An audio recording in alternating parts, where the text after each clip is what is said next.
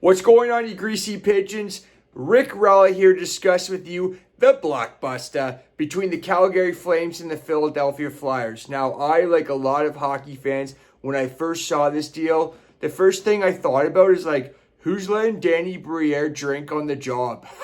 Like, this looks like a complete fleece job. And it'd be very easy to think that, all right? So basically, to break it down, this is how the trade went. So the Flyers traded Joel Farabee and Morgan Frost to Cowtown we got Jacob Pelletier, Andre Kuzmenko. There's also a second round pick in there and then a throwaway pick. So a couple things to consider here.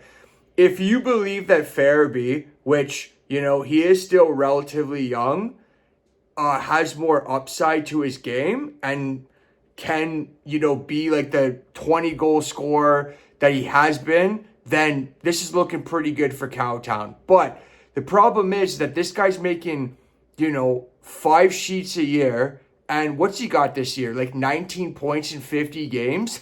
Like, he's got to get a few more bingos there, to make that salary all make sense, right? And then if you add Morgan Frost, like, he's an RFA this year. So if he re-signs in Cowtown, which I would have no reason to assume that he wouldn't, you're looking at anywhere between $3.5 to like $4 million for that guy right there. So if the Flyers, what they're trying to do is like save in cap space and, use that money other places to continue to build, well, then they just freed up like a crap ton of cap space right there. So it doesn't even really look like, Briere's been saucing too much on the job.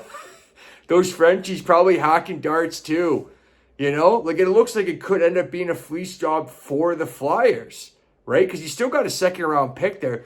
And you look at their draft this year, they got 3 first round picks and now 4 seconds heading into the 2025 draft. Not too shabby. So I would say for the Flames, it's high risk and high reward in the sense that you're basically getting like 10 sheets a year. I don't know if Frost is going to get that much, but 5 plus, let's say 3.5 to 4. So you just basically inherited like 9 bananas a season, whereas the Flyers cleared out space. Now, the other side of that though for the Flames is that this could end up working out, pretty swimmingly for the team.